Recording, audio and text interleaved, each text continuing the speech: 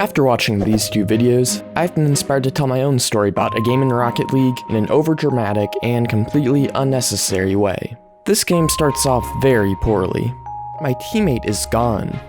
Because it's a 1v1. Okay, the actual thing that you should notice is that I'm in the battle bus and my opponent isn't a scarab. Don't question it, just take it as a sign for how scuffed this game is going to be. Right at the beginning, my opponent makes a simple blunder, whiffing the ball.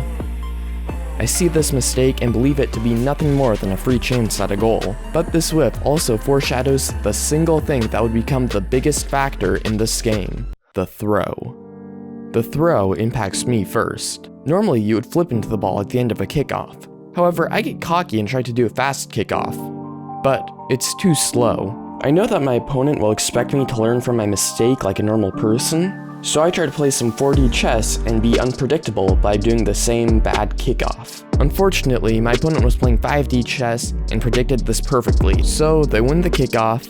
Then I grab boost and panic, flipping away from the ball, and then getting scored on.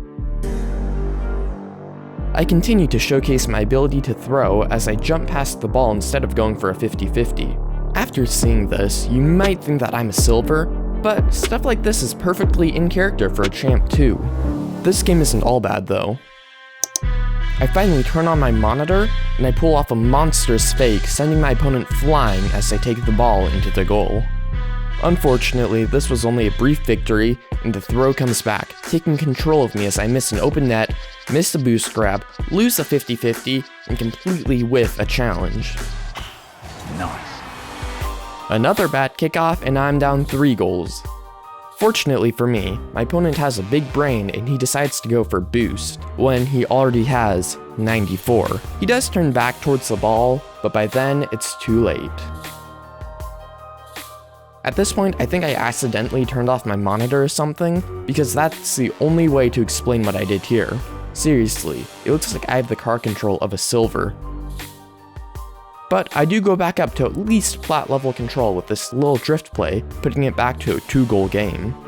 Until I have another bad kickoff. Notice a theme here?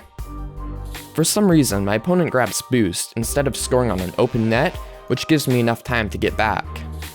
But I am feeling generous, so I do let him score.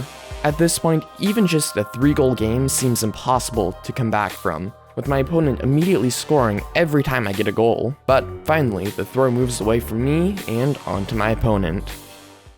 With a minute and a half left on the clock, I get a lot of open space to work with, so I pop it up and place it in the bottom left corner. After a failed offensive push, I am forced to take the ball all the way back to my own net to keep possession. Seeing the ball so close to my net, my opponent gets baited in and I take the ball right past him to score a goal. With 40 seconds left, I go for a 50 but completely miss the ball, leaving nothing in between my opponent and my wide open net. Seeing this, my opponent decides that now would be a great time to test out his dribbling skills, giving me just enough time to save the ball, mess up his recovery, and score a goal on the counterattack. Going into overtime, all the momentum is in my favor.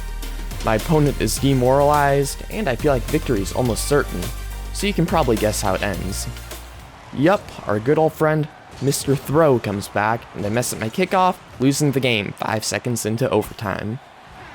So basically, the lesson you should take away from all of this is that if you ever start losing a Rocket League game, just give up and forfeit to get it over with.